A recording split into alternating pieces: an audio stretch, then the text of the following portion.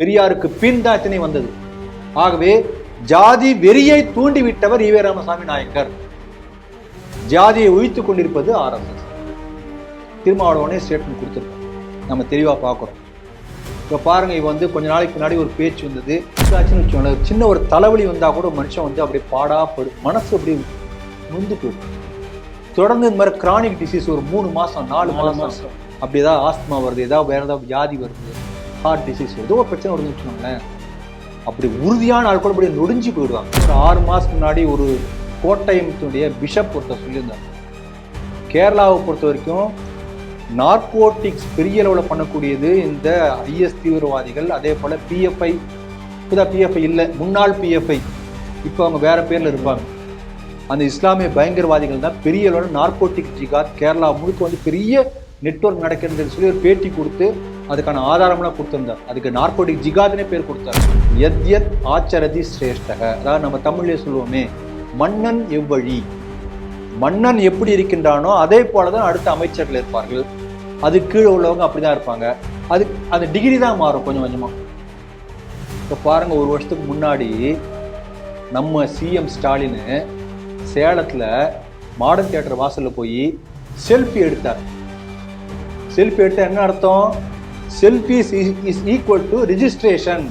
அப்ப ஹிஜாப் பற்றி ஒரு தீர்ப்பு வரும்போது, ஒரு கேஸ் வரும்போது, இங்கு உள்ள எல்லா நீதி காக்கக்கூடிய அந்த அட்வொகேட், வக்கீல் எல்லாருமே என்ன பண்றாங்க?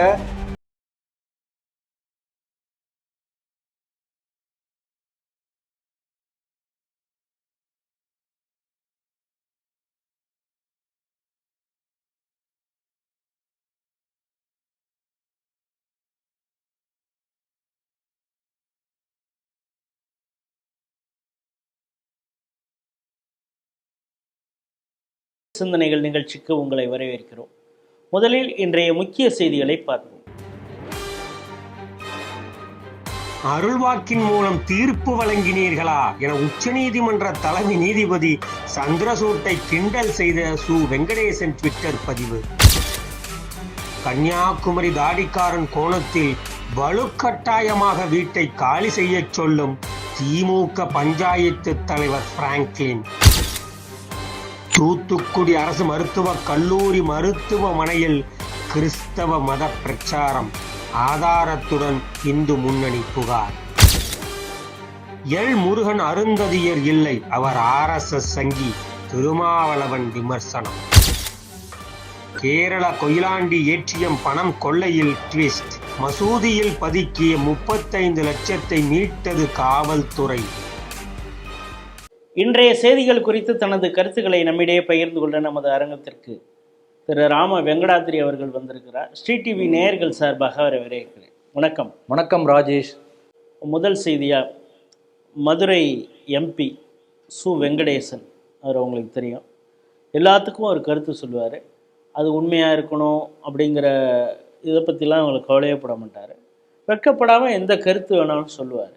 சமீப காலமாக அவருடைய கருத்துக்கு அவங்களுடைய கூட்டணியில் இருக்கக்கூடிய திமுகவே கனாவுனான்னு திட்டுற அந்த விஷயங்கள்லாம் ஒரு பக்கம் நடந்துகிட்டு இருந்தால் கூட, நேற்று அவர் சொன்ன ஒரு கருத்து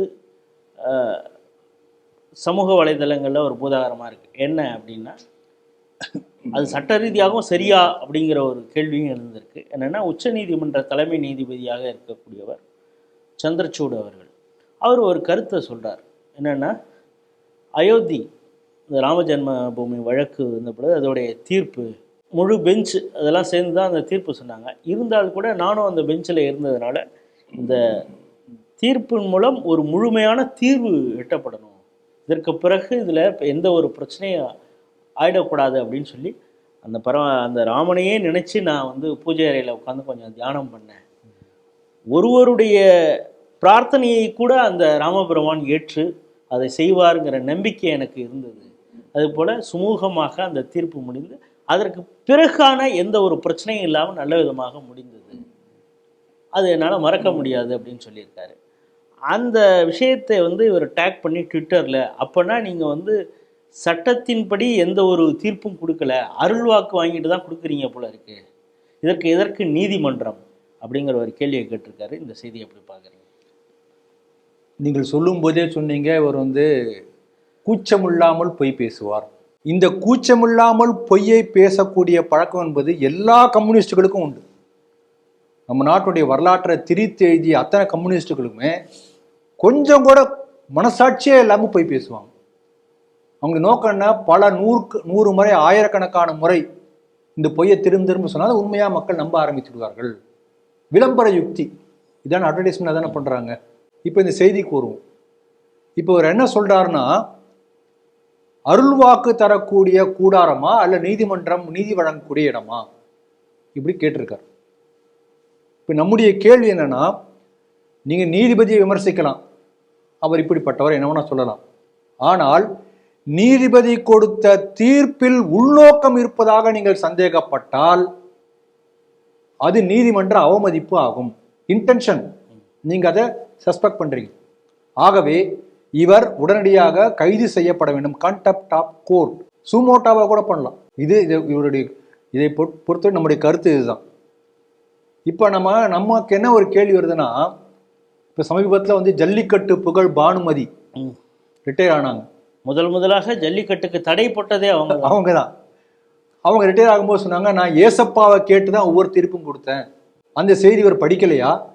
டைப் பண்ணிட்டு இருக்கும் பொழுதே எனக்கு காலையில எழுந்திரிச்சு பார்ப்பேன், யார் அதை டிராஃப்ட் பண்ணாங்கன்னு எனக்கு தெரியாது. ஏசப்பா யாரோ ஒருவர் வந்து சொல்லி நான் எழுதுனது மாதிரியே எனக்கு இருக்கும்.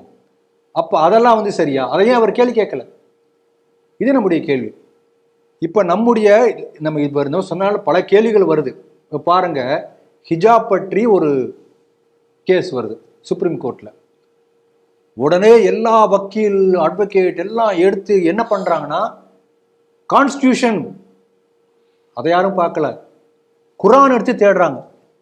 ஹதீஸ், இந்த ஹதீஸ்ல என்ன சொல்லியிருக்கு, அந்த ஹதீஸ்ல என்ன சொல்லியிருக்கு.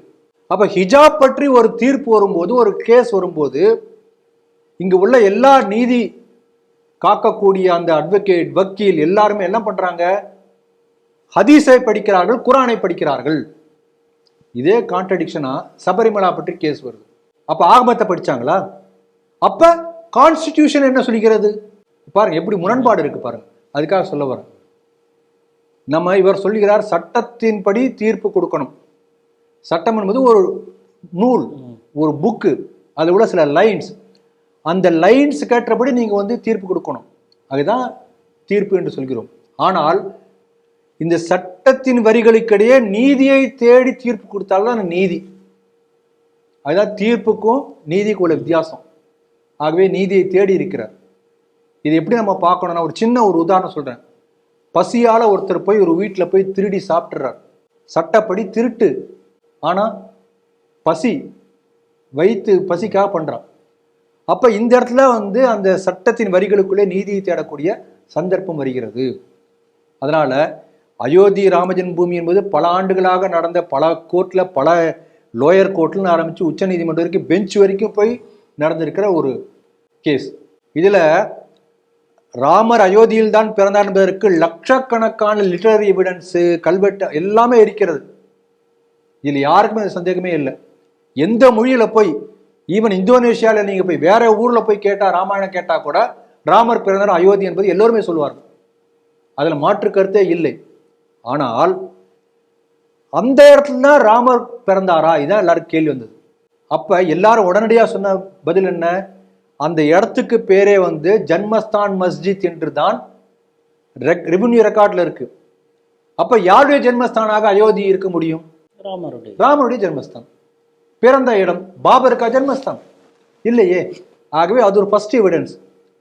ஆனால் இது ஒரு மட்டும்தானா? நம்பிக்கையின் பார்ப்பட்டது என்று பல அட்வொகேட் வந்து வாதாடுறாங்க. அப்ப இந்த உத்தரப்பிரதேசத்துடைய ஹைகோர்ட்ல அங்க வந்து வாதாடும் போது அந்த ஜட்ஜி இதெல்லாத்தையும் கேட்டுட்டு, இதெல்லாம் கரெக்ட், நான் ஒத்துக்கிறேன், ஆனால் வேற ஏதாவது ஒரு எவிடன்ஸ் இருக்கிறதா என்று அவர் சும்மா நான் தெரிஞ்சுக்கிறதுக்காக கேட்கிறேன், யாராவது சொல்ல முடியுமான்னு ஜட்ஜி, வக்கீல் பார்த்து கேட்கிறார், ஜட்ஜி கேட்கிறார். அப்போ பார்வையாளர் கேலரியில இருந்து ஒருத்தர் இருந்து, நான் சொல்லட்டுமா அப்படிங்கிறார். சொல்லுங்களேன். அவர் பேர் ராமபத்ராச்சாரியார் என்ற பேர், கண் தெரியாது, பிறவிலிருந்து குருடர். அவர் சொல்றாரு, இது அதர்பண ஜெய்மினி ஷாக்கை என்கின்ற வேதத்தினுடைய பகுதியிலே ராமர் பிறந்த இடம் இந்த கட்டத்திலிருந்து, அந்த ஒவ்வொரு கட்டம் இருக்கும், ஹரிச்சந்திர காட், இந்த மாதிரி ஒரு காட் இருக்கும், இந்த குறிப்பிட்ட காட்டுல இருந்து இத்தனை அடி நடந்து போனோம்னா அந்த இடத்துல ராமர் பிறந்த இடம் என்று வருகிறது. அந்த ஸ்லோகத்தையே மனப்பாடமா சொல்லி அப்புறம் கோர்ட்டு மானிட்டர்டு ப்ரோ போய் பார்த்தோன்னா அதே இடத்துல இந்த ஜன்மஸ்தானில் போய் முடிந்தது. இது ஒரு ஆதாரம். இதே போல இந்த வழக்கு சுப்ரீம் கோர்ட்டுக்கு வரும்போது சுப்ரீம் கோர்ட்ல வந்து ஸ்கந்த புராணத்துல மேற்கோள் காட்டப்படுகிறது. ஸ்கந்த புராணத்துல என்ன வருகிறதுனா, விக்னேஸ்வர் கோயிலுக்கு வடகிழக்கிலே ராமர் பிறந்த இடம் இருக்கிறது. இதுதான் ஸ்கந்த புராணத்துல வருது. அப்ப விக்னேஸ்வர் கோயில் எங்க இருக்கு? அதை எங்க போய் எங்க தேடுறது? அப்ப 1700 இப்ப ராமஜென்மபூமி பிரச்சனையே வரல. 1700களில் எட்வர்ட் என்ற ஒரு தொல்பொருள் ஆராய்ச்சியாளர் யூரோப்ல இருந்து வர்றார். அவர் வந்து 145 கோயில்கள் இந்த அயோத்தியில உள்ள பழமையான இந்த புராணங்கள்ல மற்ற குறிப்பிடப்பட்டுள்ள கோயில்களை வந்து டாக்குமெண்ட் பண்றார். அது நம்பர் 1, நம்பர் 2, நம்பர் 3 போட்டு ஒவ்வொன்றுக்கு நம்பர் போட்டு அங்க வந்து ஒரு கல்வெட்டு மாதிரி வச்சு அங்க சிமெண்ட் போட்டு வச்சுட்டு போயிடுறாரு. அதுல 145 தூண்கள்ல ஒரு தூண் மாதிரியே இருக்கும். 100வது தூண் தான் வந்து விக்னேஸ்வர் டெம்பிள். இங்கதான் விக்னேஸ்வர் டெம்பிள் ஸ்கந்த புராணத்தில் குறிப்பிடப்பட்டுள்ள விக்னேஸ்வர் கோயில் இங்கதான். இதான் அவர் போய் போட்டிருக்காரு. வேற எதுவும் ராமர் ஜென்மபூமி பத்தி அவர் போடல. அந்த விக்னேஸ்வர் 100வது அந்த தூண்ல இருந்து பாத்தீங்கன்னா கொஞ்சம் தூரத்துல ராம ஜென்மபூமி, இப்போ உள்ள ராம ஜென்மபூமி இருக்கிறது. இப்படி இதே வந்து கிட்டத்தட்ட ஒரு 40 முறைக்கு மேல இந்த விக்னேஸ்வர் டெம்பிள் பற்றிய இந்த ரெஃபரன்ஸ் வந்து சுப்ரீம் கோர்ட்டினுடைய ஆர்குமெண்ட்ல வந்திருக்கு. ஆகவே தகுந்த ஆதாரங்கள் மூலமாகத்தான் அந்த இடத்துல ராம ஜென்மபூமி கோயில் இருந்திருக்கின்றது என்பதற்கான அசைக்க முடியாத பல நூற்றுக்கணக்கான எவிடன்ஸ் எல்லாம் கொடுத்துருக்காங்க. வாசகருக்காக நான் சொல்றேன், வேற ஒன்றும் இல்லை. அதனால இவர் எதுக்கு இந்த மாதிரி சொல்லியிருக்கார்? நமக்கு என்ன தோணுதுன்னா, பொதுவாக கம்யூனிஸ்டுகளுக்கு என்னன்னா எக்ஸிஸ்டிங் சிஸ்டம் மேல ஒரு நம்பிக்கையின்மை ஏற்படுத்தணும்.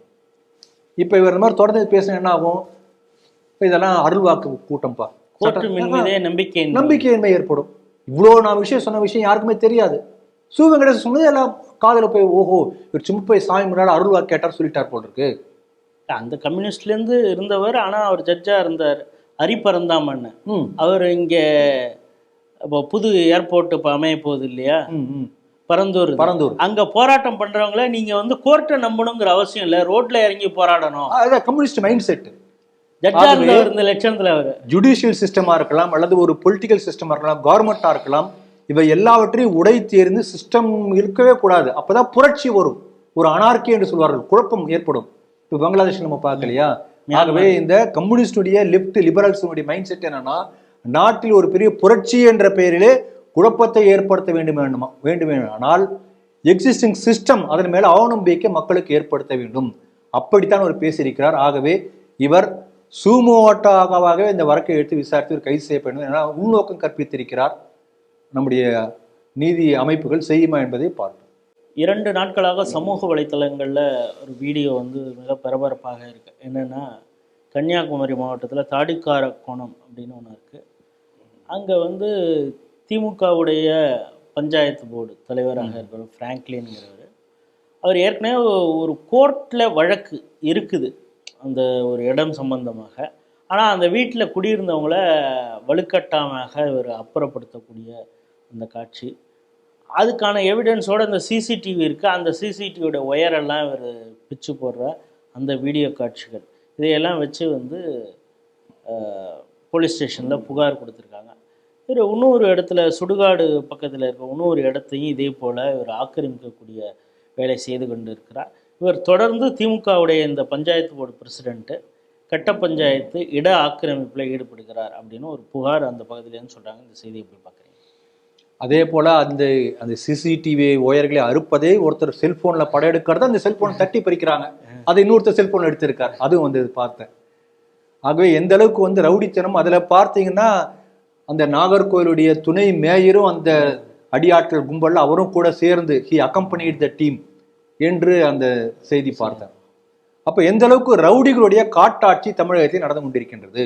ஒரு இது உண்டு, பகவத்கீதை ஸ்லோகம் ஒன்று உண்டு, யத்யத் ஆச்சரதி சிரேஷ்டக. அதாவது நம்ம தமிழ்லேயே சொல்லுவோமே, மன்னன் எவ்வழி, மன்னன் எப்படி இருக்கின்றானோ அதே போலதான் அடுத்த அமைச்சர்கள் இருப்பார்கள், அது கீழே உள்ளவங்க அப்படிதான் இருப்பாங்க. அதுக்கு அந்த டிகிரி தான் மாறும் கொஞ்சம் கொஞ்சமா. இப்போ பாருங்க, ஒரு வருஷத்துக்கு முன்னாடி நம்ம சிஎம் ஸ்டாலின் சேலத்தில் மாடர்ன் தியேட்டர் வாசலில் போய் செல்ஃபி எடுத்தார். செல்ஃபி எடுத்தால் என்ன அர்த்தம்? Selfie is equal to registration அப்படிங்கிற மாதிரி தான் அவங்கள பேசினாங்க. அப்புறம் பதறி அடிச்சுட்டு அந்த இடத்து ஓனர் வந்து எல்லா டிவிக்கும் பேட்டி கொடுத்தாரு. அது பெரிய லெவலில் இருந்தது. அப்புறம் அந்த சாலை விரிவாக்கத்தில் அந்த இடத்தையே இடிக்கக்கூடிய அந்த வேலையெல்லாம் இருந்தால் மக்கள் மத்தியில் பெரிய கொந்தளிப்பு ஏற்பட்டதுனால இப்போதைக்கு அது கிடப்பில் போட்டிருக்கு. அதாவது அந்த மாடர்ன் தியேட்டர் வாசல எனக்கு உள்ள போக அனுமதி கிடைக்காதா என்று எந்த கருணாநிதி ஏங்கி தவித்தாரோ அந்த கருணாநிதியுடைய வம்சத்துல வந்தவங்க வந்து அதை வந்து கைப்பற்றுவதற்கே வந்து ஒரு செல்ஃபி மூலமாக திட்டமிட்டார்கள் என்று சொன்னால் அவர் அந்த லெவலுக்கு பண்ணாருன்னா அமைச்சர் பாருங்க, அமைச்சர்கிட்ட ஒருத்தர் வந்து ஒரு பொம்பளை மனு கொடுக்க வராங்க, மனுவால போட்டு பட்டுன்னு தலையில அடிச்சார் இல்லையா? ஆமா, உடனே எல்லாம் சேர்ந்து மறுநாள் என்ன பண்றாங்க, அந்த அடி வாங்கின பொம்பளையே ட்விட்டர் பண்ணிட்டாங்க, ஐயோ பாசத்தா அடிச்சாரு. அதாவது ஒரு டிவியில வந்து ஆடு திருடினான்னு சொல்லிட்டு ஒரு ஒண்ணு வரும் இல்லைங்க, நான் ஆடு திருடின மாதிரி கனவு கண்டேங்க அப்படின்பா இல்லைங்களா? வடிவேல் காமெடி அந்த மாதிரி நடந்தது. உரிமையோட அடிச்சாரு. அப்ப ஸ்டாலின் அவ்வழினா அடுத்த அமைச்சர் இந்த வழி, அதுக்கு கீழே இப்படிதானே போகும். பாருங்க, அவினாசியில போன வருஷம் இதே போல ஒரு பள்ளிக்கூடத்துல வந்து குப்பையை கொட்டுறாங்க, ஏன்பா குப்பையை கொட்டுறீங்கன்னு கேட்ட உடனே அந்த எச்சம போட்டு அடிச்சுட்டாங்க. யாருன்னு பார்த்தோம்னா அந்த வார்டு கவுன்சிலருடைய கணவர், அவருக்கு தான் ரொம்ப பவர் ஜாஸ்தி. புரிஞ்சுங்களா? அப்ப இதுதான் பரம்பரை. திமுக பரம்பரையே இப்படிதான் ரவுடி பரம்பரையாக தான் இருந்து கொண்டிருக்கிறது. அது தொடர்கிறது. இப்ப நீங்க சொல்றது இந்த ஊர் தான் மாறுகிறது. இப்ப பாருங்க, நம்ம அரியலூர் மாவட்டத்துல யார் தப்பு பண்ணி தப்பால பாதிக்கப்பட்ட விக்டிம் இருக்கான் பாருங்க, அவன் போய் கம்ப்ளைண்ட் கொடுக்குறான் பாருங்க, அவனை தூக்கி உள்ள வைக்கிறாங்க. இதுதான் தமிழகத்துடைய அராஜக ஆட்சி. முத்துவேலுங்கிறவர், ஆமா முத்துவேல் சார்ந்தவர், அவர் வந்து லோன் முழுக்க இஎம்ஐ கட்டி முடிச்சிட்டாரு. அவர் வண்டியை வந்து கட்டல, இன்னைக்கு அதான் கிடையாதுன்னு சொல்லி இடிச்சுட்டு போறான். போலீஸ் போய் கம்ப்ளைண்ட் கொடுக்குறாரு. கம்ப்ளைண்ட் கொடுத்தவரை வந்து உள்ள அரெஸ்ட் பண்ணி வைக்கிறாங்க. அப்ப காவல்துறை என்பது எப்படி இருக்கின்றது என்று சொன்னால், பாமர மக்களுக்கு நியாயம் கிடைப்பதற்காக அவங்களுக்கு காவலனாக இருக்கக்கூடிய காவல்துறை, டிஎஸ்பி, கலெக்டர் இவங்களாம் எப்படி இருக்காங்க, டிஎம்கே கட்சியுடைய செக்ரட்டரி மாதிரி வேலை செய்து கொண்டிருக்கிறார்கள். இது தமிழகத்தின் நிலைமை. ஆகவே தமிழகத்திலே ஒரு காட்டாட்சி நடந்து கொண்டிருக்கின்றது. பாமர மக்களுக்கு பாதுகாப்பற்ற சூழ்நிலை தொடர்ந்து நிலவி கொண்டிருக்கின்றது. அதற்கு இந்த செய்தி இன்னொரு உதாரணமாக இருக்கிறது. மக்கள் தான் விழிப்படைந்து ஒன்று சேர்ந்து இதை எதிர்க்க வேண்டும். கிறிஸ்துவத்துடைய மத பிரச்சாரம் எப்படி எல்லாம் நடந்துகிட்டு இருக்கு, எப்படி மக்களை மூளைச்சலவை செய்து அந்த மக்களை கன்வெர்ட் பண்ணுறாங்க அப்படிங்கிற விஷயங்கள் பல தடவை நம்ம ஸ்ரீ டிவியில் பேசியிருக்கிறோம். 2 நாட்களுக்கு முன்பு நடந்த ஸ்ரீ டிவியுடைய ஆண்டு விழாவில் கூட இந்து தர்ம காவலர் விருது திருவள்ளூரை சேர்ந்த வினோத் கண்ணாவிற்கு அதற்காக தான் கொடுத்தது. அந்த பகுதியில் நடந்த கிறிஸ்தவ மத மாற்றத்தை அவர் தடுத்தார் அப்படிங்கிறதுக்கு. இப்போ தூத்துக்குடியில் ஒரு சம்பவம் நடந்திருக்கு. ஏன்னா இந்த விருதை பற்றி சொல்கிறேன்னா, வினோத் கண்ணாவும் அங்கே திருவள்ளூர் மாவட்டத்தில் இருந்த மருத்துவக் கல்லூரியில் அங்கே மதமாற்றம் நடக்குது அப்படிங்கிறத அந்த டீன்கிட்ட சொல்லி, இனிமேல் இங்கே எந்த ஒரு பேம்ப்ளெட்டும் இஷ்யூ பண்ணக்கூடாது, அவங்கள வந்து இதுக்கு அந்த விசுவாசம் பண்ணுங்க, நீங்கள் கடவுளை வந்து கும்பிடுங்க அப்படின்லாம் அங்கே சொல்கிறத தடுத்து நிறுத்தியிருக்கிறார் இந்த அரிய புகாருக்கு பிறகு. இப்போ அதே போன்ற சம்பவம் எங்கே நடந்திருக்குன்னா, தூத்துக்குடியில் இருக்கக்கூடிய தூத்துக்குடி அரசு மருத்துவக் கல்லூரியில் இதே போல் ஆதாரத்தோட பேம்ப்ளெட்டு, புக்லெட்டு ரொம்ப சிஸ்டமேட்டிக்காக அது பண்ணியிருக்காங்க. அங்கே இருக்கக்கூடிய ப்ரிஸ்கிரிப்ஷன் கூட அந்த பேஷண்ட்டுக்கு போய் சேர்ந்துருக்குமான்னு தெரியாது. ஆனால் அங்கே இருக்கக்கூடிய இன்பேஷண்ட், உள் நோயாளிகள் அப்படின்னு சொல்லுவாங்க, அதாவது குரோனிக் டிசீஸ் இருக்கிறவங்க 1 மாதம் 2 மாதம் 3 மாதம்னு அங்கே தங்கி ட்ரீட்மெண்ட் எடுக்கக்கூடிய சூழல் இருக்கும் இல்லையா, அவங்களுக்கெல்லாம் வந்து நீங்கள் வந்து கர்த்தரை தியானித்தால் தான், அவரை ஜபித்தால் தான் உங்களுக்கு டாக்டரோட ப்ரிஸ்கிரிப்ஷன், அவர் கொடுக்குற மருந்து மாத்திரை வேலை செய்தா இல்லையாங்கிறதுல நீங்கள் கர்த்தரை வந்து ஜபிச்சிங்கன்னா சீக்கிரம் பூரண குணம் அடைவீங்க அப்படின்னு சொல்லி அவங்கள்ட்ட பேசி மூளைச்சலவை செய்யக்கூடிய ஒரு பக்கம், அது சம்மந்தமாக பேம்ப்ளெட் கொடுக்கக்கூடிய அந்த விஷயம்லாம் பார்த்துருக்கேன். இதையெல்லாம் ஆதாரத்தோடு கலெக்ட் பண்ணி அங்கே இருக்கக்கூடிய இந்து முன்னணியுடைய சேர்ந்த இசக்கி முத்துக்குமார் அப்படிங்கிறவர் புகார் கொடுத்துருக்கிறார். இப்பொழுது வழக்கு பதிவு செய்யப்பட்டிருக்கிறது. அதன் மேலே நடவடிக்கை எடுப்பாங்களான்னு தெரியாது. ஏன்னா தூத்துக்குடியோட எம்பி யாருன்னு தெரியும், அங்கே இருக்கக்கூடிய அமைச்சர் அவர் எந்த மதத்தை சார்ந்தவன்னு தெரியும், அங்கே இன்ஃப்ளூயன்சிங் கம்யூனிட்டி இருக்கிறதுனால எந்த அளவிற்கு அங்கே இருக்கக்கூடிய காவல்துறை உண்மையின் பக்கம் நிற்க போகிறதா இல்லை மதமாற்ற கும்பலுக்கு ஆதரவாக இருக்கப்படுகிறான்னு போதான் தெரியும். இந்த செய்தி நீங்க எப்படி பார்க்குறீங்க? இதற்கு மேலாக தமிழகத்திலே திமுகவுடைய ஆட்சி நடந்து கொண்டிருக்கிறது. துணை முதல்வராக ஸ்டாலினுடைய மகன் இருக்கிறார். அதனால அவர் ஏற்கனவே ஒரு முறை எனக்கு எந்த மதத்தில் நம்பிக்கை இல்லைன்னு ஒரு முறை சொன்னார். இன்னும் முறை என்னுடைய மனைவி கிறிஸ்துவர் மதத்தை சேர்ந்தவர் என்று சொன்னார். நான் படித்தது ஸ்கூல் அப்படின்னு சொன்னார். மறைமுகமாக தான் ஒரு கிரிப்டோ என்பதை ஒத்துக்கொண்டு இருக்கிறார். ஆகவே இப்படிப்பட்ட ஆட்சியில அது மட்டும் சொல்ல நான் கிறிஸ்துவராக இருக்கிறதுனால சில பேருக்கு வயிறு எரியும் அப்படிங்கிற அந்த இதை வேற சொல்லி, ஆகவே அப்படிப்பட்ட ஆட்சியில என்ன நடக்கும்னு நாம் முடிவு செய்து கொள்ளலாம். இது நீங்க என்ன கவனிக்கணும்னா, சாதாரணமா ஹெல்த்தியா ஒருத்தர் இருக்காரு வச்சுக்கோங்களேன். ஔவையார் சொல்லுவாங்க, நோயற்ற வாழ்வே குறைவற்ற செல்வம். ஒரு நோய் வந்தாச்சுன்னு வச்சுக்கோங்களேன், சின்ன ஒரு தலைவலி வந்தா கூட மனுஷன் அப்படியே பாடாப்படும், மனசு அப்படி நொந்து போயிடும். தொடர்ந்து இந்த மாதிரி கிரானிக் டிசீஸ் ஒரு 3 மாசம் 4 மாசம் அப்படி ஏதாவது ஆஸ்துமா வருது, ஏதாவது வேற ஏதாவது வியாதி வருது, ஹார்ட் டிசீஸ் வருது, ஏதோ ஒரு பிரச்சனை வருதுன்னு வச்சுக்கோங்களேன், அப்படி உறுதியான ஆள் கூட அப்படியே நொடிஞ்சு போயிடுவாங்க. நீங்க நிறைய பேர் போய் பார்க்கலாம். இன்னொன்று அவங்க வீட்டிலேருந்து கூட 3 மாசம்லாம் தங்கி அவங்களுக்கு ரொம்ப உதவியா இருக்கிறதே கூட சில நேரங்களில் மனதளவுல அவங்க பாதிக்கப்பட்டிருப்பாங்க. மற்ற கூட இருக்கக்கூடியவர்களுடைய அவங்களுக்கு ஒரு மாதிரி ஒரு சலிப்பு இருக்கும். அப்ப என்ன ஆகுனா ரொம்ப விரக்தியான மனநிலை இருக்கும். அந்த சமயத்துல ஏதோ ஒரு சின்ன ஒருத்தர் ஒரு சின்ன ஆறுதலா ஒரு வார்த்தை சொன்னோம்னு அப்படியே ஒரு பெரிய நம்பிக்கை வந்துடும். ஆகவே இந்த பலவீனமான மனநிலையை பயன்படுத்தி மதம் மாற்ற முடியாதா என்றுதான் அவங்க வராங்க. இதே போல ஆஸ்பத்திரி மட்டும் இல்லை, ஜெயிலுக்கு போவாங்க. பாருங்க, ஒரு காலத்துல ஒரு பெரிய பிரபலமான கொலை வழக்கு ஆட்டோ சங்கர் கொலை வழக்கு. அந்த ஆட்டோ சங்கர் ஜெயில போய் சந்திச்சு கடைசியில் அவர் சாகும்போது அவரை கிறிஸ்துவ மதம் மாத்திட்டாங்க. எங்க போனாலும் பைபிளை தூக்கிட்டு போடுவாங்க, ஜெபிக்கிறேன்பாங்க, மதம் மாத்திடுவாங்க. இது அவங்களுடைய திட்டம். ஒரு இங்கிலீஷ்ல ஒரு பழமொழி ஒன்று இருக்கு, bait is not to feed the fish. தூண்டில் என்பது மீனுக்கு போடக்கூடிய உணவு அல்ல. அப்ப இவங்க தூண்டில் மாதிரி தான் போடுறாங்க. மகாத்மா காந்தி அவர் சொல்லியிருக்கிறார், மதம் மாற்றுவதற்காக உங்ககிட்ட இந்த மாதிரி ஒரு சலுகை கொடுக்குறான்.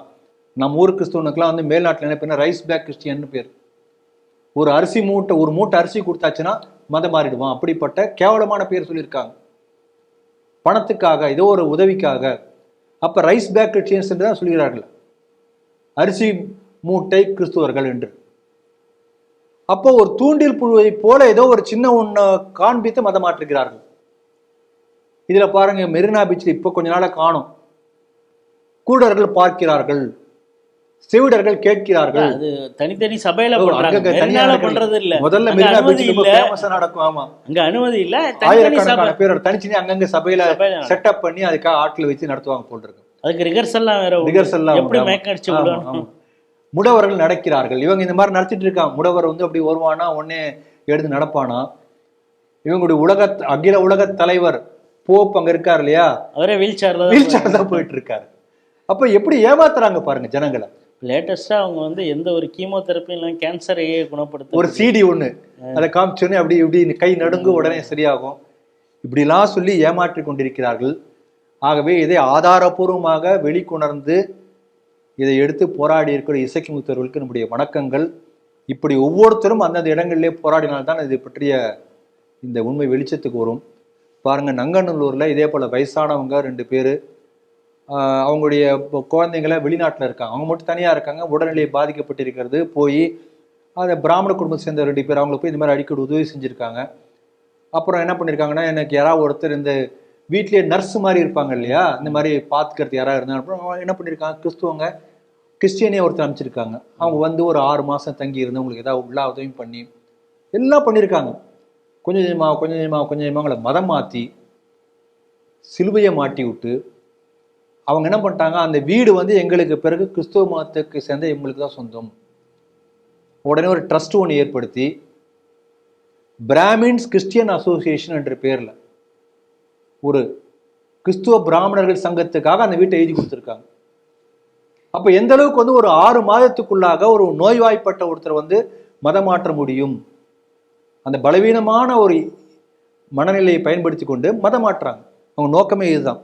அதனால இப்படிப்பட்ட மதமாற்றங்கள் குறிப்பாக திமுக ஆட்சியில் ரொம்ப அதிகமாகி கொண்டிருக்கின்றது. போன செய்திகளில் பார்த்தோம், அதே தூத்துக்குடி பக்கத்துல ஒருங்கிணைந்த முன்னாள் திருநெல்வேலி மாவட்டம் பொருட்காட்சி, அரசு பொருட்காட்சியில வந்து கிறிஸ்துவ மத வாசகம், கேளுங்கள் கொடுக்கப்படும், தட்டுங்கள் திறக்கப்படும், பாட்டை போட்டு மதம் மாத்திட்டு இருக்காங்க அரசு பொருட்காட்சியில. அங்கே நடக்கக்கூடிய எந்த அரசு விழாவே கூட கிறிஸ்டின் டயசிஸுக்கு, கத்தோலிக் டயசிஸுக்கு உட்பட்ட இடத்துல தான் நடத்துகிறாங்க. அதன் மூலம் அவங்களுக்கு வருமானம், அதாவது ரெண்ட்டுங்கிற முறையில் வருமானமும் ஏற்படுத்தி கொடுக்குறார். அதற்கு காரணமாக இருப்பவர் சபாநாயகர், உயரமான அப்பாவு தான். சபாநாயகருடைய ஆசி, துணை முதல்வருடைய ஆசி இப்படிலாம் கனஜோராக நடந்து கொண்டிருக்கின்றது. இதை தட்டி கேட்ட இசைமுத்தவர்களுக்கு பாராட்டுக்கள். தொடர்ந்து போராட வேண்டும். இந்துக்களுடைய கோபம் வாக்குச்சாவடியிலே எதிரொலித்தால் அது வரைக்கும் இப்படிப்பட்ட அவலங்கள் தொடர்ந்து கொண்டிருக்கும். ஆகவே இந்துக்கள் கோபம் அடைந்து கொதிப்படைந்து தங்களுடைய வாக்கு பலத்தை தேர்தல் நாளன்று காண்பிக்க வேண்டும். சமீபத்தில் சுப்ரீம் கோர்ட்டு ஒரு ஜட்ஜ்மெண்ட் தீர்ப்பு கொடுத்தாங்க. என்னென்னா, குறிப்பாக அது தமிழகத்தில் கூட அதற்கான கருணாநிதி முதல்வராக இருந்தபோது அது நடந்தது. என்னென்னா, ஷெட்யூல் காஸ்ட்டுக்கு கொடுக்கப்பட்ட இடஒதுக்கீட்டில் அருந்ததியருக்கு 3% இடஒதுக்கீடு கொடுக்கப்பட்டது. அந்த உள் ஒதுக்கீடு கொடுக்கப்பட்டதை வைத்து அவர் வந்து அதன் மூலமாக தான் சமூக நீதியை வந்து நிலைநாட்டினேன்னு அவர் ரொம்ப நாள் சொல்கிறார். அவர்கள் தலையில் சுமந்தது நான் அவர்களையே தலையில் சுமந்தேன் அப்படின்லாம் கருணாநிதி டைலாக் பேசின அந்த இதெல்லாம் உண்டு.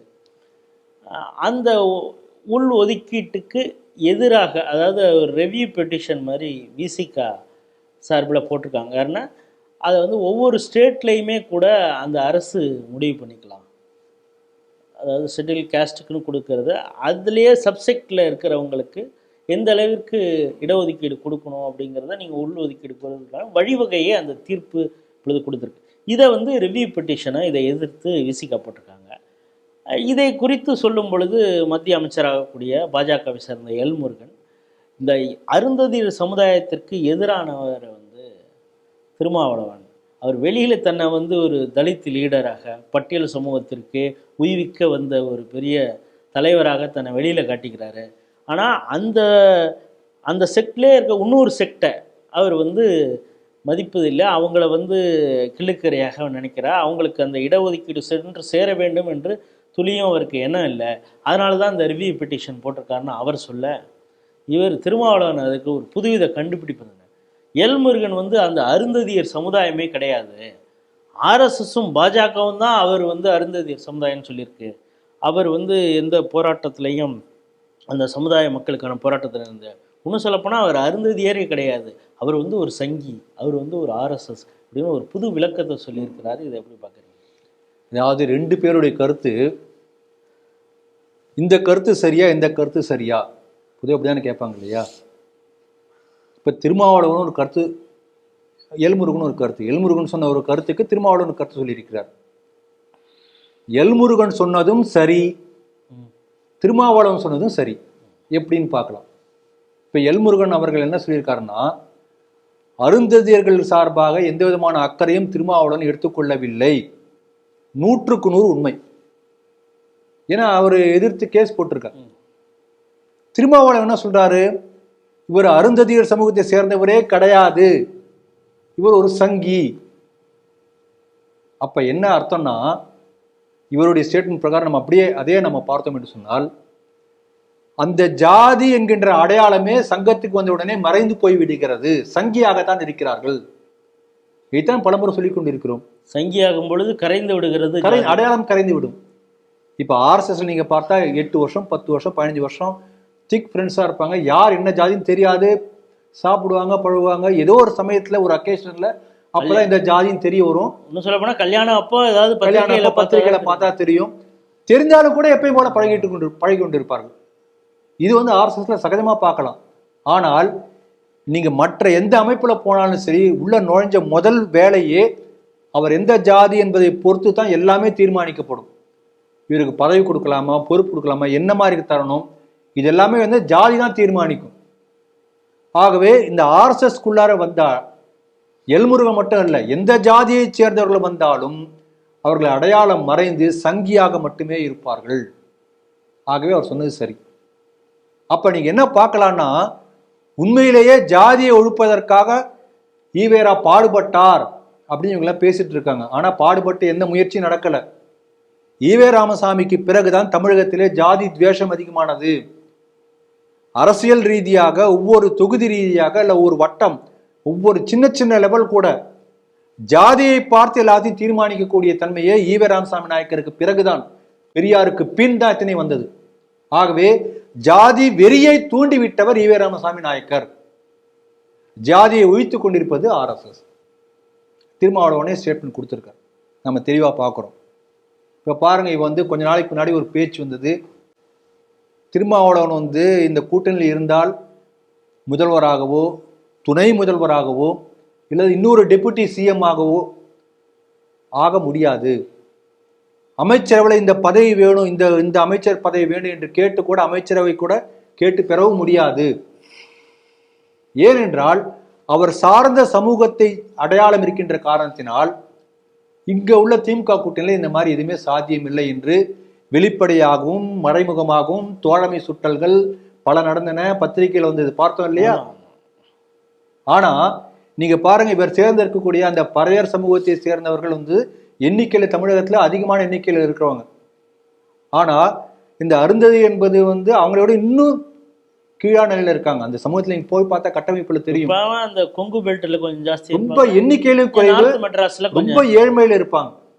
ரொம்ப ஏழ்மை, அவங்களும் ரொம்ப ஏழ்மையில இருப்பாங்க. ரொம்ப ஒருமை, படிப்பு எல்லாம் குறைவா இருக்கும். எண்ணிக்கையில ரொம்ப கம்மி, வெரி மினிமம் மைனாரிட்டி. ஆனால் அப்படிப்பட்ட மைனாரிட்டியா இருக்கக்கூடியவர்களுக்கும் அமைச்சர் பதவி கொடுத்துருக்காங்க. ஆனா இவங்களுக்கு அரசியல்னா இதுதானே, ஓட்டு தானே, கவுண்ட் தானே. இவ்வளோ கவுண்ட் இருக்கு, ஓட்டு இருக்கு, ஆனால் கூட உங்களுக்கு நினைத்து எதுவுமே சாதிக்க முடியல என்று சொன்னால் திமுக இருக்கிற வரைக்கும் அந்த கூட்டணியில் இருக்கணும் உங்களால் எதுவுமே செய்ய முடியாது. ஜாதி கடந்து அமைச்சர் பதவியோ நினைத்த பதவியோ கிடைக்கக்கூடிய ஒரு வாய்ப்பு பாஜகவிலும் RSSல் மட்டும்தான் முடியும் என்பதை திரும்ப அவர்களே தன்னுடைய வாயால் ஒப்புதல் வாக்கு மூலமாக இதை கொடுத்திருக்கிறார். அப்ப நீங்க என்ன சொல்றீங்க? இந்த சமூகத்தினுடைய மேம்பாட்டுக்காக நான் உழைத்துக் கொண்டிருக்கிறேன் என்று சொல்றீங்க. ஆனா நீங்க சார்ந்திருக்கிற கூட்டணியோ அல்ல கட்சியோ இந்த சமூகத்தின் மேம்பாட்டை ஏற்படுத்த தவறிவிட்டது. ஆனால் அதே சமுதாயத்தை சேர்ந்த ஒருத்தர் பாஜகவில் RSSல சேர்ந்தால் அமைச்சராக முடிகிறது, எந்த உயரத்தையும் எட்ட முடிகிறது என்று சொன்னால் நீங்க பேசிக்கொண்டே இருக்கிறீர்கள், செய்து கொண்டிருப்பது RSS பிஜேபி. ஆகவே நீங்க தோல்வி அடைஞ்சிருக்கீங்க. உண்மையிலேயே உங்களுடைய கொள்கை மேல உங்களுக்கு நம்பிக்கை இருந்தா நீங்க அந்த கூட்டணி விட்டு விலகி நீங்க பிஜேபியில் தான் சேரணும், இந்த கூட்டணியில் தான் வரணும். நீங்க ஏமாற்றிக் கொண்டிருக்கிறீர்கள். இதை தெளிவா பலமுறை நம்ம சொல்லியிருக்கோம். இவர் எப்படி இந்த சமூகத்தை வரவேண்டிய நிதியை டிவி கொடுத்தார் என்று சொல்லி அப்புறம் சென்ட்ரல் கவர்மெண்ட்டுடைய ஆடிட் ரிப்போர்ட்லயே வந்தது. ஒரு கேள்வி கேட்கலையே. பாருங்க, ஜெகத் ரட்சகன் 110 ஏக்கர் பஞ்சமி நிலத்தை ஆக்கிரமித்து செய்திருக்கிறார் என்று சொல்லி செல்வ சீமான் என்று சொல்லி இவர் கட்சி சேர்ந்த ஒருத்தர் புகார் கொடுக்கிறார். அந்த புகார் உண்மையா பொய்யா விசாரிக்கணும் இல்லையா? புகார் கொடுத்த உடனேயே அந்த செல்வ சீமான் என்பவர் கட்சியை விட்டு நீக்கப்படுகிறார் திருமாவளவனால். இதான் அவர் இவருடைய சமுதாயத்துக்கு செய்யக்கூடிய ஒரு நன்மை. யோசிச்சு பார்க்கணும். ஆகவே இந்த பறையர் சமுதாயத்தை சேர்ந்தவர்கள் நாங்க அதை என்ன தவிர வேற யாருமே இதுக்காக அத்தாரிட்டி கிடையாது என்று சொல்லி ஒரு முறை கோபமா கத்தினார் மீட்டிங்ல. அந்த ஒரு பயம் ஏற்பட்டிருக்குன்னு நினைக்கிறேன். ஏன்னா இத்தனால மக்களை சொல்லி ஏமாற்றி இந்த மாதிரி பிழைப்பு நடத்தி கொண்டிருக்கிறார், அரசியல் நடத்தி கொண்டிருக்கிறார். மக்கள் எங்கேயாவது விழிப்படையும் தங்கள் கட்சி விட்டு போயிடுவாங்கன்னு பயம் வந்திருக்குன்னு நினைக்கிறேன். அதனால சொல்லியிருப்பதா நம்ம பார்க்கலாம். தெளிவாக ஒரு விஷயம் மக்கள் பார்த்து கொண்டிருக்கிறார்கள். ஏற்கனவே பல முறை சொல்லியிருக்கேன். பாருங்க, இதே சமுதாயத்தை சேர்ந்தவர் RSSல இருக்கக்கூடியவர் வியாசர்பாடியில் ஒருத்தர் இருக்கார். கடந்த 30 ஆண்டுகளுக்கு மேலாக அந்த பகுதி மக்களுக்கெல்லாம் அங்கேயே தங்கி இருந்து அவர் இப்ப சன்னியாசியாவும் ஆயிட்டார். அந்த மக்களை உயர்த்துவதற்காக ஏராளமான சேவை பணிகள் செய்து கொண்டிருக்கிறார். அது உண்மையான பணி. அதை விட்டுட்டு அரசியல் பண்ணிட்டு இருக்கார் அவர். இப்ப போன செய்திகள் சிந்தனையிலே சொன்ன நான் இந்த விஷயத்தை திருப்பி சொல்ல நினைக்கிறேன். முதன்முறையாக மலத்தை தலையிலே சுமப்பதற்கு தடை விதித்தது உடுப்பி நகராட்சி பாஜக ஆட்சியில சீனிவாச ஆச்சாரியா. ஆனால் மலம் கலந்த தண்ணீர் அது என்ன ஆச்சு? வேங்கவே இல்லை. 2 வருஷம் மேலாக போகுது. என்ன பேசினார்? திருமாவளவன் தான் போராடினாரா? அப்புறம் மனிதனே மலம் உள்ளக்கூடிய அந்த இதுல நிறைய இறப்பு அதிகமா இருக்குன்னு மா வெங்கடேசன் தொடர்ந்து அந்த குற்றச்சாட்டை சொல்லி வருகிறது. ஆகவே நீங்க அழகா எடுத்து சொன்னீங்க. தொடர்ந்து இவர் சார்ந்த சமுதாயத்துக்காக எந்தையும் செய்யாமல் ஒரு வாய்ச்சொல் வீரராக மட்டுமே வந்து கொண்டிருக்கிறார் இவர். இது இந்த செய்தி நம்ம முக்கியமா பார்க்கக்கூடியது. அடிஷனலா ஒரு குட்டி செய்தியா இன்னொன்று சொல்றேன்.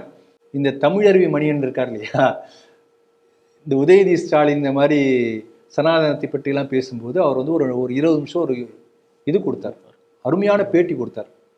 எந்த அளவுக்கு வந்து வர்ணாசிர தர்மம் என்று நீங்கள் சொல்லக்கூடியது வந்து எந்த அளவுக்கு பொய்யான தகவலை சொல்றீங்க, சனாதனம் என்பது எந்த அளவுக்கு ஒரு உயர்ந்த ஒரு இறை நோக்கி நம்மை கொண்டு செல்லக்கூடிய அழகா ஒரு அருமையான இன்டர்வியூ இப்போ கூட யூடியூப்ல போய் நீங்க பார்க்கலாம். ரொம்ப அழகா சொல்லியிருக்காரு. அது சொல்லி முடிச்ச உடனேயே இவங்களாம் என்ன பண்ணாங்க, தமிழறி மணியன் ஒரு சங்கி. அப்ப அந்த சங்கி என்கின்ற அடையாளம் என்னன்னா, யார் உண்மையை பேசுகிறாரோ, யார் தேசியத்தை பேசுகிறாரோ, யார் பிரிவினைவாதத்தை எதிர்க்கிறார்களோ, யார் ஒற்றுமையை பேசுகிறார்களோ அவங்கெல்லாம் சங்கி என்று ஒரு அடைமொழி கொடுத்து கொண்டிருக்கிறார்கள். ஆகவே அதை நான் வரவேற்கிறேன். எல்முருகன் அவர்கள் சங்கிதான், தன்னுடைய ஜாதி அடையாளத்தை மறந்திருக்கிறார். திருமாவளவன் போன்றவர்கள் ஜாதியை வைத்து அரசியல் பிழைப்பு நடத்தி அந்த சார்ந்த சமூகத்துக்கு எந்த நன்மையும் செய்யாமல் அரசியல் பிழைப்பு மட்டுமே நடத்தி கொண்டிருக்கிறார்கள். அப்படி நடத்தி கொண்டிருக்கிற வாய்ச்சொல் வீரர் என்பதை இந்த செய்தி மூலமாக நான் தெரிந்து கொள்ள முடியும். கேரளாவில் ஒரு சில ஊடகங்கள் மட்டுமே இதை வந்து காட்டியிருக்கிறாங்க. குறிப்பாக அதுவும் ஜனம் தொலைக்காட்சியில் கொஞ்சம் விரிவாக பேசியிருக்கிறாங்க. மற்ற சேனலில் பெரிய அளவு வரல. அதுவும் கூட ரொம்ப செலக்டிவாக தான் அந்த நியூஸ் வந்துருக்குது. இந்த கொயிலாண்டி அப்படிங்கிற ஒரு இடத்துல ஒரு ஏடிஎம், அந்த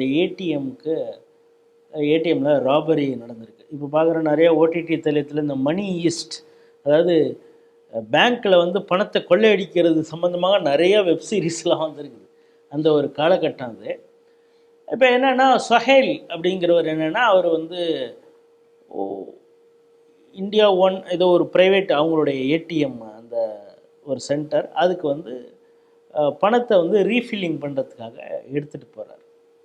கிட்டத்தட்ட ஒரு 65-70 லட்சம் அதை எடுத்துகிட்டு போகிறாரு. அப்போ எடுத்துகிட்டு போகிறப்ப திடீர்னு அவர் என்ன சொல்கிறாருன்னா, அவர் காரில் போகும்பொழுது அவர் மீது மிளகாப்பொடியை தூவி அவரை கையெல்லாம் கட்டி வந்து புர்கா போட்ட பெண்கள் வந்து 2-3 பேர், யாருன்னே தெரில, பெண்களா ஆனான்னு எனக்கு தெரில, வந்து இது மாதிரி செஞ்சுட்டு கொண்டு போன பணத்தை வந்து எடுத்துகிட்டு போயிட்டாங்க.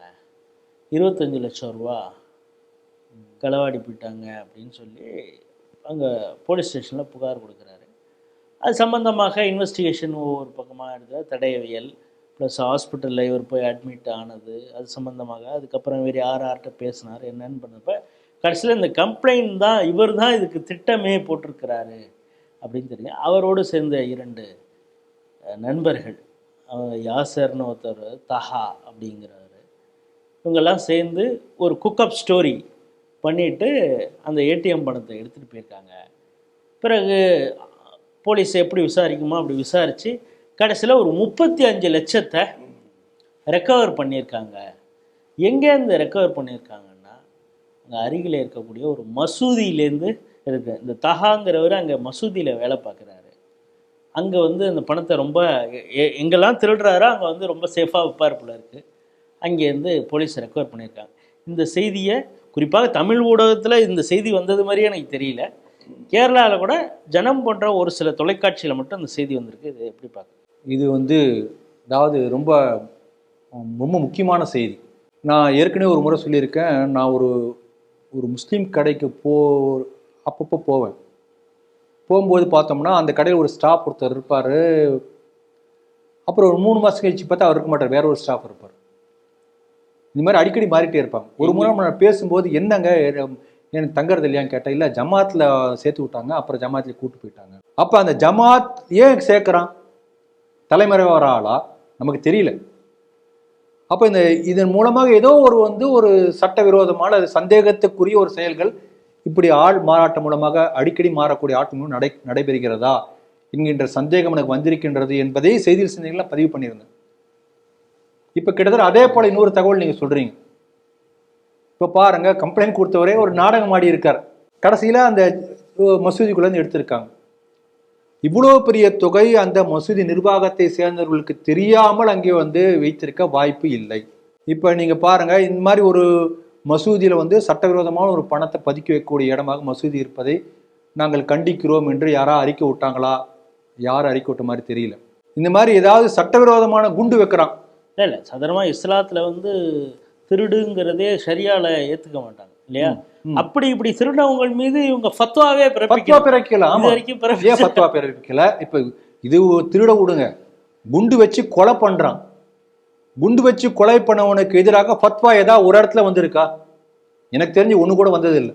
அப்ப தன்னுடைய மதத்தை சேர்ந்தவர் என்பதற்காக ஒருத்தர் எப்படிப்பட்ட தவறை செய்தாலும் அதை நான் கண்டுகொள்ள மாட்டேன் என்று அந்த மதம் அனுமதிக்குமேயானால் அது மதத்துக்கு தானே இழுக்கு இல்லையா? இதான் நம்ம கேட்கக்கூடிய கேள்வி. இது யோசிச்சு பார்க்கணும். இதுல பாருங்க, இன்னொரு விஷயம் நீங்க சொல்லிங்க, ஜனம் டிவியில மட்டும் தான் மேஜரா கவர் பண்ணிருக்கோம். அதே போல 2-3 யூடியூப் சேனல் அங்கங்க வந்திருக்கிறது. அப்ப பெரும்பாலான மீடியாக்கள் எல்லாமே இந்து பேப்பர்ல செய்தியில அந்த பணத்தை 35 லட்சத்தை மசூதியிலேருந்து எடுத்தோங்கிற டீட்டெயில் மட்டும் இல்லை. அட்லீஸ்ட் டைம்ஸ் ஆஃப் இந்தியாவில் லாஸ்ட் லைன்ல இருக்குது, இந்து பேப்பர்ல அதுவும் இல்லை. நீங்க இந்த செய்தி எனக்கு அமிச்ச உடனே நான் அதான் பார்த்துட்டு இந்த மாதிரி காணுமேன்னு சொன்னேன். அப்புறம் டைம்ஸ் ஆஃப் இந்தியாவில் போய் பார்த்தோம்னா இருந்தது, வேற 2-3 இதுல ஒரு லைன் மட்டும் இருந்தது. ஜனம் டிவியில ஃபுல்லா டீட்டெயில் போட்டிருக்காங்க எல்லா விவரங்களும். அப்ப இப்படி இந்த சமூகத்தை சேர்ந்த இடத்துல ஒரு தவறு நடந்திருக்கின்றது என்று சொன்னால் அந்த குற்றத்தை சொல்லுவதற்கு கூட மீடியாக்கள் கூட தயாரா இல்லையா? அல்ல ஒரு ஈகோ சிஸ்டம் அப்படி தடுக்கிறதா? இதெல்லாம் யோசிக்கணும். அப்போ உண்மையே வராது, அந்த சமூகத்தை சேர்ந்தவங்க என்ன பண்ணாலும் வெளியிலே வராது அப்படின்னு என்ன அர்த்தம்? பெரிய ஆபத்து இல்லையா? ஜனநாயகத்துக்கே பெரிய ஆபத்து இல்லையா? ஆகவே இதெல்லாம் பல நமக்கு ஒரு பெரிய ஒரு சிந்தனை தூண்டக்கூடிய ஒரு செய்தி நீங்கள் சொல்லியிருக்கீங்க. இதே சமயத்தில் ஒரு 6 மாதத்துக்கு முன்னாடி ஒரு கோட்டயத்தினுடைய பிஷப் ஒருத்தர் சொல்லியிருந்தார், கேரளாவை பொறுத்த வரைக்கும் நார்கோட்டிக்ஸ் பெரிய அளவில் பண்ணக்கூடியது இந்த IS தீவிரவாதிகள். அதே போல் PFI, இப்போதான் PFI இல்லை, முன்னாள் PFI, இப்போ அவங்க வேற பேரில் இருப்பாங்க. அந்த இஸ்லாமிய பயங்கரவாதிகள் தான் பெரிய அளவில் நார்கோட்டிக் ஜிகாத் கேரளா முழுக்க பெரிய நெட்வொர்க் நடக்கிறதுன்னு சொல்லி ஒரு பேட்டி கொடுத்து அதுக்கான ஆதாரம்லாம் கொடுத்திருந்தார். அதுக்கு நார்கோட்டிக் ஜிகாத்னே பேர் கொடுத்தார். இந்த நார்கோட்டிக்ஸ் மூலமாக சட்டவிரோதமான பணப்பரிமாற்றம், மணி லாண்டரிங் நடக்கிறது, பிளாக் மணி, பயங்கரவாதத்திற்கும் பயன்படும். அப்ப நீங்க பாத்தீங்கன்னா இந்த பணம், சட்டவிரோதமான பணம், நார்கோட்டிக்ஸ், இது எல்லாமே கடத்தல்ல தெரியும். யார் பெரும்பாலான கடத்தல் நமக்கே தெரியும். டிக்கில் வச்சு கடத்துறவங்க நம்ம தொடர்ந்து செய்திகள் பார்க்குறோம். அதில் யாராவது நடுவில் சில பேர் வேலைக்கு சில பேர் அனுப்புவாங்க. அந்த மாதிரி சில பேர் ஹிந்து பேரில் சில பேர் இருந்தாலும் கூட பெரும்பாலான பார்த்தா ஆப்ரேஷன் பண்ணக்கூடிய மாஸ்டர் மைண்ட் எல்லாம் பார்த்தா யாருன்னு உங்களுக்கு தெரியும். அப்போ இதெல்லாம் ஒன்றோடு ஒன்று பின்னி பிணைந்தவைகள். ஆகவே இப்படிப்பட்ட பயங்கரவாதத்துக்கு, மணி லாண்டருக்கு உதவி செய்யக்கூடியவர்கள் தங்களுடைய மதத்தை சேர்ந்தவர்கள் என்பதற்காக அதுக்கு அவர்கள் ஆதரவு கொடுப்பது என்பது அந்த மதத்தின் மீதே ஒரு அவநம்பிக்கையை பொதுவாக மக்கள் மத்தியில் ஏற்படுத்தும் என்பதை அந்த மதத்தினர் புரிந்து கொள்ள வேண்டும். அதற்கான செய்தியாக இதை நான் பார்க்கிறேன். இதுவரை நாம் கேட்ட அந்த 5 கேள்விகளுக்கும் விரிவாக நேயர்களுக்கு உங்களுடைய கருத்துக்களை பகிர்ந்து கொண்டீர்கள். மிக்க நன்றி. இத்துடன் இன்றைய செய்திகள் சிந்தனைகள் நிகழ்ச்சி நிறைவடைகிறது. நாளை மீண்டும் சந்திப்போம்.